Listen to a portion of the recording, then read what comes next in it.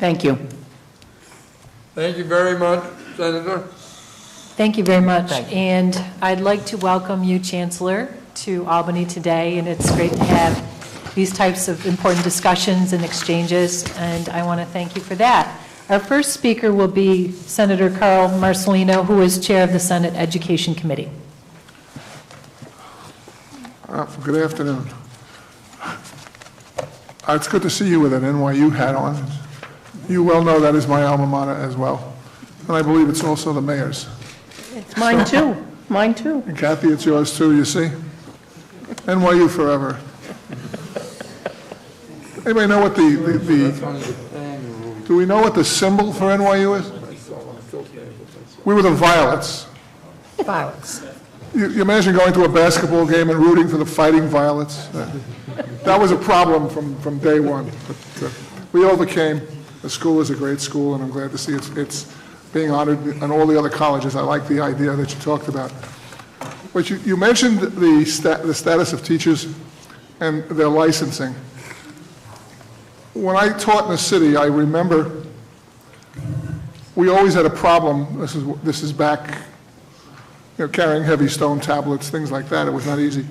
But getting teachers in license to teach in the basic subject areas. I'm not talking about nursing or some of the more exotics that you want to bring in now, but I'm talking about the basics. How are you finding it to get teachers to teach in basic subject areas in the city? Right now, in the basic subject areas, it is not that much of a problem. However, the areas that are problematic are English language learners, ESL teachers, and special needs teachers. We have been working certainly through the teaching fellows. This year we had over 1,000 teaching fellows, the primary numbers all going to these two categories, but also asking our universities to work harder with us to make sure they're graduating more people with these licenses. I've even met with SUNY, not just CUNY, to see if there's a partnership that we could have with them to ensure that these teachers come ready to work in the classrooms. The other thing we're experimenting with in New York City is an apprenticeship model where teachers actually get paid, not the going rate, but in their final year. So they actually work almost like assistant teachers in their final year of teacher certification. I would say the other thing, and this is only now because of the extra money that we're putting into the arts education, we are finally going to have need for more arts educators. For a while there were no jobs for arts educators. So for example, we're encouraging, which just happened, Hunter College and Lincoln Center are going to start working on certification for music teachers together. The same way that the Museum of Natural History works on certification for science teachers with the university. So we need to get more creative in how we certify our teachers in hard-to-staff areas. Math is actually going to be, now that we're going to move to algebra at a younger age, many more algebra teachers. So we're putting a lot more investment in summer training for our own teachers. We've increased our own professional development in the city, and we'll be coming out shortly with looking at how we can upgrade paraprofessionals who might be ready to work in some of these areas. So there's a lot of things we're doing because this is going to be something going forward that is going to be a challenge. But certainly English language learners and special needs is really, really a hard-to-staff area. The governor put in for male control an increase to 3 years. The last time the legislature had acted, we gave the mayor a year. It's my understanding the Assembly is talking about increasing the 3 years to possibly 7. Why should we give the mayor more than a year? Because I think based on the track record of we've accomplished in 1 year, imagine what we could accomplish in 7. And imagine the energy that we can put into getting the schools. If I could just interrupt you. Yeah, go ahead. He may not be there for 7. And I'm not suggesting he's going to lose his next election. I don't want to get into that. But the point is, in a 7-year, you got a 4-year term. He may not serve a second term by choice, right, or for whatever reason. So you may get a mayor you're not too happy with, yet you're stuck with him. So. Okay, well that's politics with a capital P. So I'm going to let you guys argue that among yourselves. I'm just saying that from the point of view of a chancellor, being able to work with a mayor who has my back and who understands philosophically where I'm coming from makes a major difference. So in terms of the amount of years, I can't imagine anyone running for mayor at any time who's not going to want mayoral control. But right now, under this mayor, I feel very comfortable that we're moving in the right direction. The mayor has a program for renewal school program. What is this? What's the current stage of implementation of this renewal school program? The renewal school? Yeah, and are there any schools destined for closure? Yes. There are, in fact, it was at the PEP meeting, or is at this month's PEP meeting, 2 of the 3 that we're closing are renewal schools. And in both cases, the schools are just too small. I mean, we have a school with 37 students. We had a school with 97 students. You can't have a guidance counselor, you can't have arts in any of these schools that are too small to function. So we're looking at schools in many different ways. It's not just scores, it's about what makes sense and what schools can provide the services that schools are meant to do. So yes, we are closing, we're merging, we're consolidating. There's not one thing that we're doing across the board. There are many things depending on the school. And again, to me, one of the most important things is having a good leader. If a school has a good principal, but then after being a good leader and then having good teachers, you need the resources. You cannot run a high school with 125 students. So just amount, there's a word I like to use a lot, although it's not always in practice as much as I'd like it, common sense. This is not about being punitive. This is not about, it's just, does it have common sense to have a school with 120 and make it a high school? So this is the kind of thing that we're talking about, and that's why I think having strong superintendents who are making these analysis on, by after visiting a school, seeing a school, why I'm also encouraging co-located sites to share resources so that together you can do a lot of things that individually you can't do. So every option is on the table, but closing is the last thing we do because we have hope that schools with certain numbers can produce better results. What would be the typical load for a guidance counselor in one of your high schools? A typical what? The number of students they have to service. Well, I would say right now in a high school, depending on the size, because our schools vary in size so dramatically, in hard need areas, we would call, the mayor has a program that we're putting in place in September, the Shepherd program, 1 guidance counselor, social worker to 100 students. And it's not because they're going to service them all at one time, but they're going to follow those students over an amount of years, so that you're going to have this one person who's going to know you well, know your family, know your issues, and is going to follow you over the course from 6th grade to 12th grade. It's also a reason why we're encouraging a lot more mentoring and internships for our students. Many of our students do not have an adult consistently in their lives. And we need to have more adults who come and visit you. Just knowing you have special attention from someone is very important. Particularly, we've done a lot of work on our male-only initiative, our Brother's Keeper. Who are the people who can come and be that support service for you? And I think that's one of the things that we're trying to do. In the community schools, we have emphasized social workers, because social workers also can do home visits. They can do something that not all our guidance counselors are doing. Although we're encouraging guidance counselors to do home visits as well in what we call our MSQI schools. I do believe family support is crucial, and it does not have to do necessarily with social, economic. All students deserve support across the city where, it's a very fast-paced society that we live in. Just jump to a different type of situation. What's the relationship between STEM and STEAM in the city schools? Well, STEAM has A for arts. Yes. And STEM has really more of a focus on science.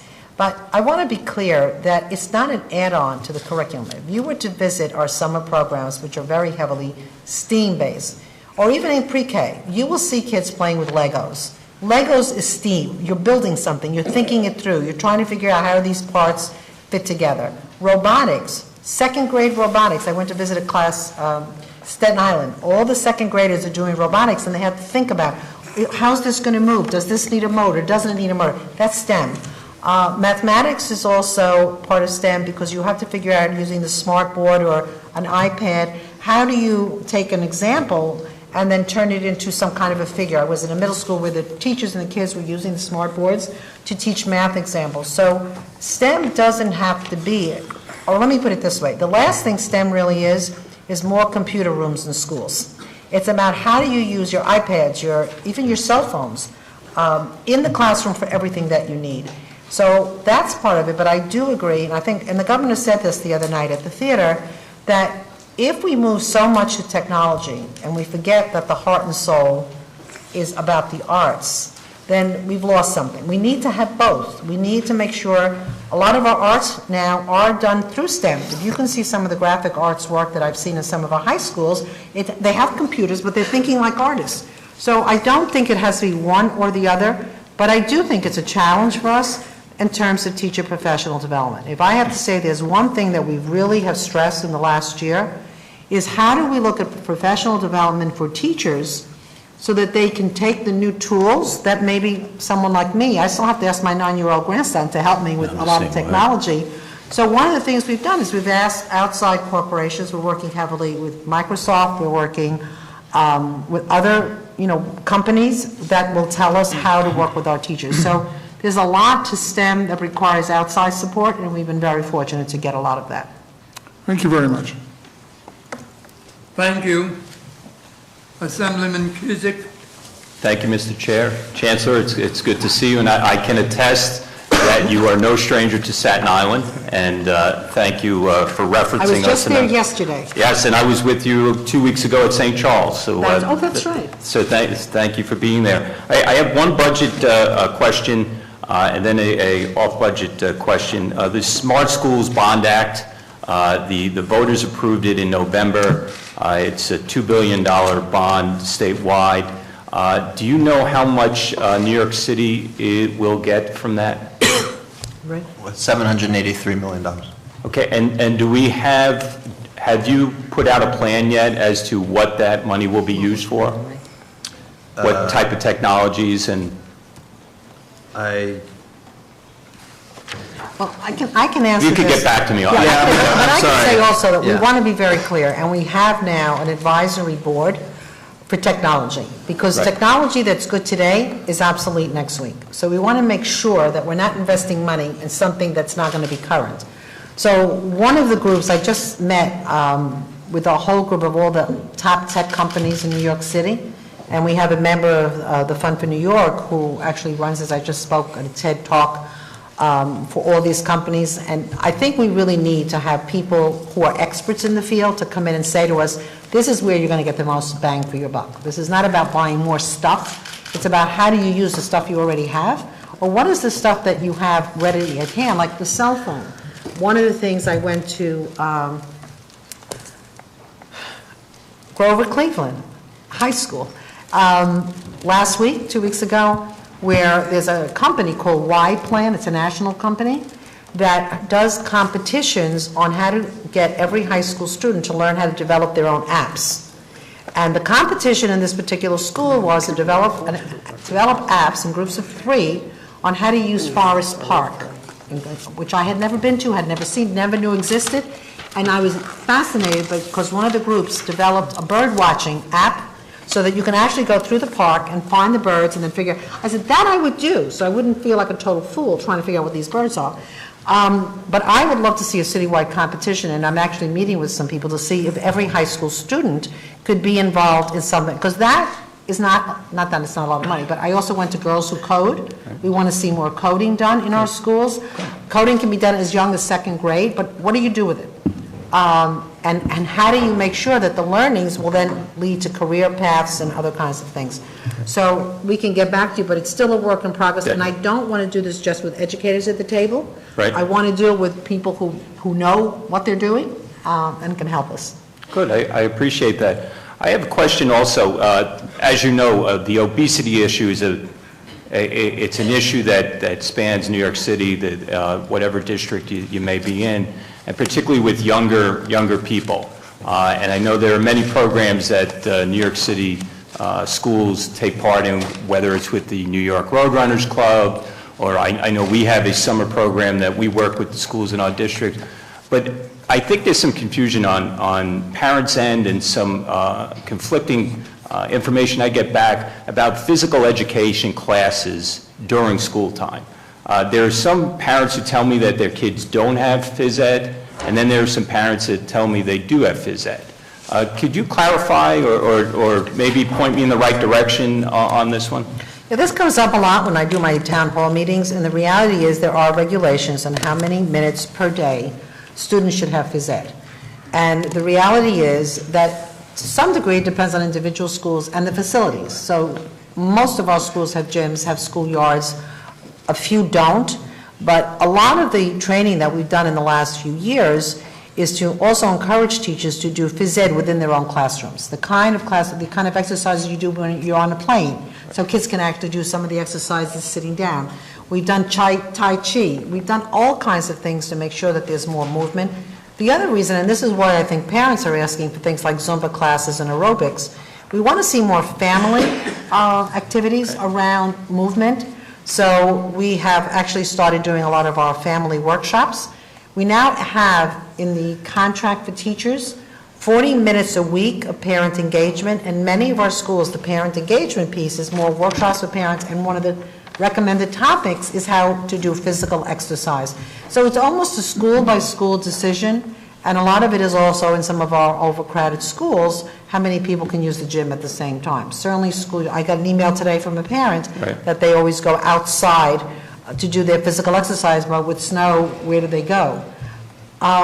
You know, it's a balancing act, not that we don't believe it's important. We've also started looking at our parks, local parks, how we could use the parks more for some exercise, but this is an issue. And it's your understanding that schools are meeting the requirement of the time, though, right? Yeah, in some way or another. It's certainly in the guidebooks. I'm not saying, you know, we have phys ed teachers every year. This year we hired an additional 50 phys ed teachers citywide.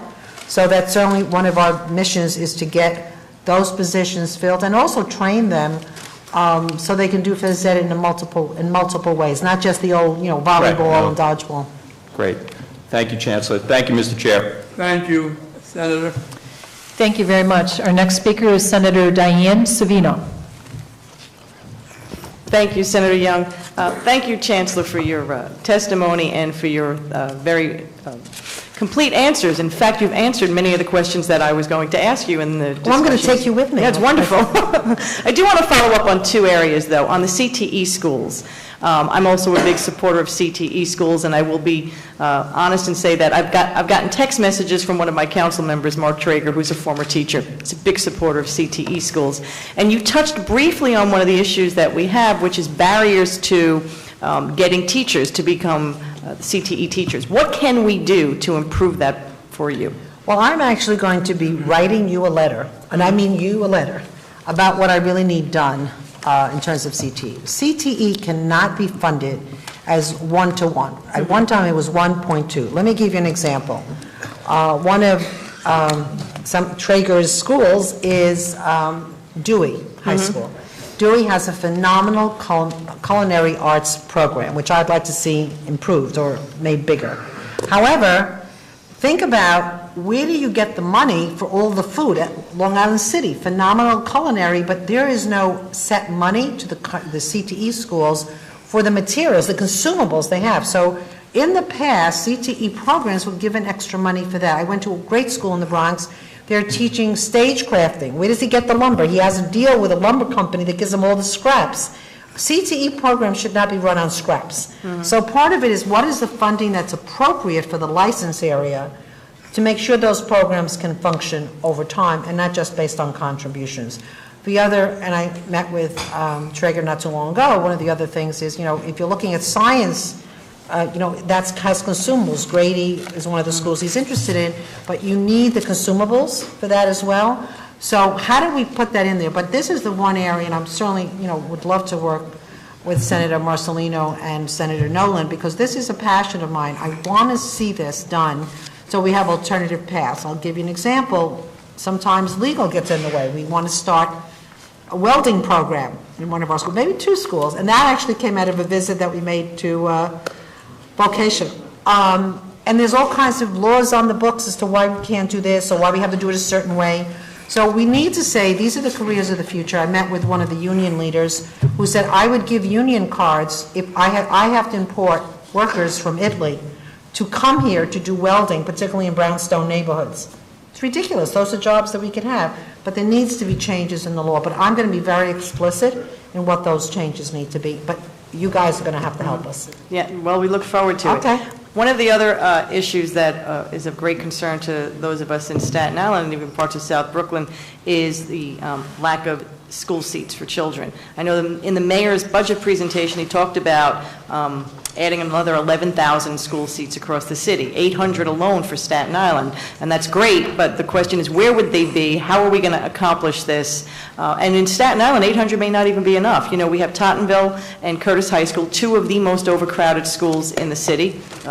They go back and forth depending on which one is more overcrowded than the other. On the North Shore, we're expecting, as part of the mayor's, affordable housing program, it hasn't been approved yet, but he's looking at parts of, the North Shore of Staten Island for development. Our schools there are already overcrowded. PS 13 is at 145% capacity. I know we've discussed this before, and they're looking to become a K-8 school. But we have real needs on Staten Island, and we're not sure where these new school seats are going to go and what role we'll play in helping you develop that plan. Well, let me be very clear. The CECs have been actively involved in almost all our new school needs and where they need to be and so forth. I think also as far as Curtis is concerned, there's an annex going to go there, and that is one of the ways that we're going to help relieve that. I think we also have to look at what the word overcrowding means. Some schools, overcrowding is when they have 19 children in a class, and other schools when they have 30-some. So we're trying to balance all that. That's why I visit as many schools as I do, to figure out what can happen and what can be done. I think that getting, all the elected officials with the CECs involved is going to be part of it. In District 13, for example, there's a whole committee now that's going to be looking at the district as a whole. It really doesn't make sense, District 15 as well. We can't look at this one place. We've got to look at the whole district and see where does it make sense. Perhaps it also means moving a school, an entire school from one place to another. Staten Island maybe not so much.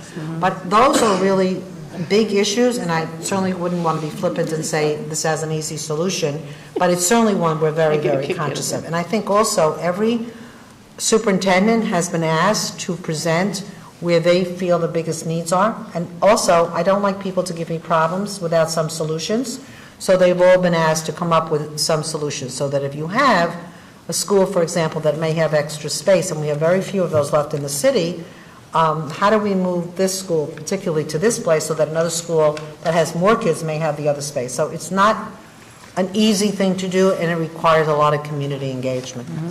And in South Brooklyn, Chancellor, as you know, many of the schools in Coney Island and Brighton Beach were seriously affected by Sandy, and some of them have not yet really been repaired. So last week, Assemblywoman Pam Harris, Councilman Traeger, Assemblyman Bill Colton, and myself, we hosted a meeting with Lorraine Grillo from the School Construction Authority and all the principals of the schools in South Brooklyn to talk about some of the problems they're having with their structural, the effects of Sandy, and some of the other problems of just having old buildings. And I'm sure you're aware of it, but it is a problem. But we still have gymnasiums where the floors are buckled and the children can't use them anymore, and it's taking a very long time to replace some of the equipment that was destroyed, and it's having an effect on the schools in that area.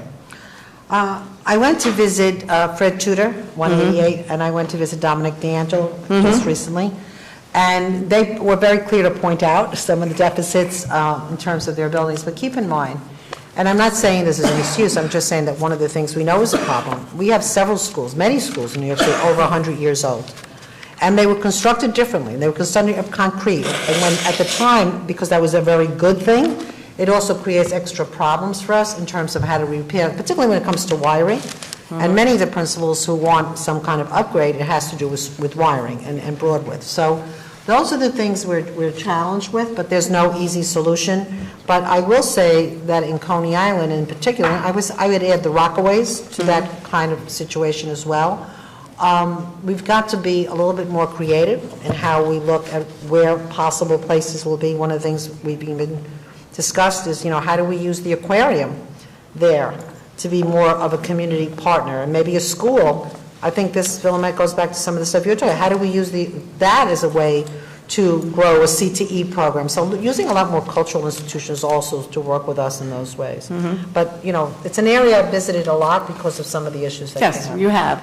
And finally, one of the issues that we're going to have to take up this year is mayoral control. And the last time we did it, it was rather contentious. I hope it's not going to be as contentious this time. But one of the issues that came up the last time, and I imagine will come up again this time, is the panel for educational policy. There are some of us who believe that the current makeup of the PEP is really nothing more than a staff meeting for the mayor's office. So I'm curious as to what your thoughts are on whether you think we should make changes to the PEP to make it a little bit more independent. And we're not looking to, I think, create problems for the Department of Education, but I think a little bit more input either from parents or educators or elected officials might be a refreshing voice on that panel for educational policy. Well, I would say to you that you haven't been at any of our PEP meetings. Certainly I not. think these are rubber-stamped people. I think very clearly a lot of them have very strong opinions. I certainly meet with them in small groups, big groups, and so forth, and they have, in many cases, and I know Ray can speak to this, they have looked at contracts with magnifying glass and have gotten us to change our minds on things.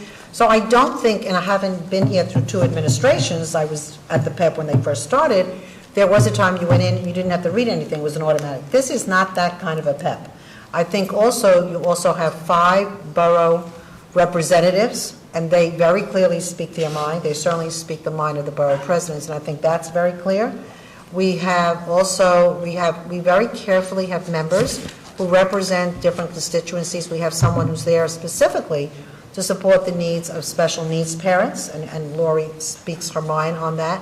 So I do think it works well, and I think also you either have mayoral control or you don't. And I think part of our job, and certainly my job, is to make sure that the PEP members have all the information they need, not only to vote, but to ask the right questions.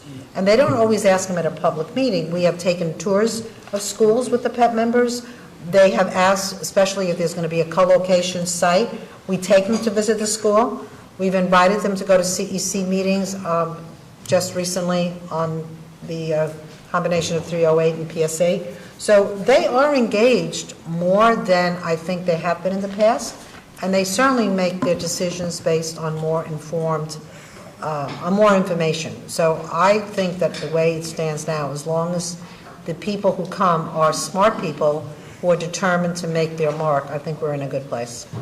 Thank you, Chancellor. I certainly look forward to continuing to work with you on this issue and many others. Thank you. Thank you very much. It's past 10 minutes after 2, so we're now closed down as to the people putting names in. If you want to raise it now so we can have it. And Mr. Weprin. Thank you, Mr. Chairman. Welcome, Chancellor.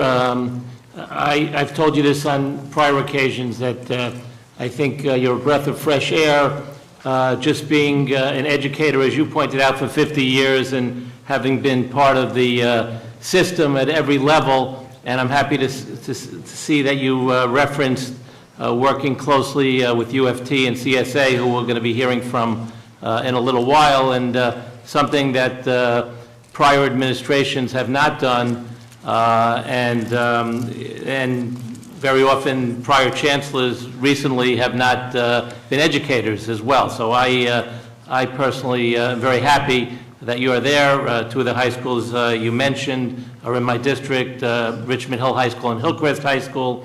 And I know you've also been to Edison High School with their vocational training, and I agree with the CTE statements.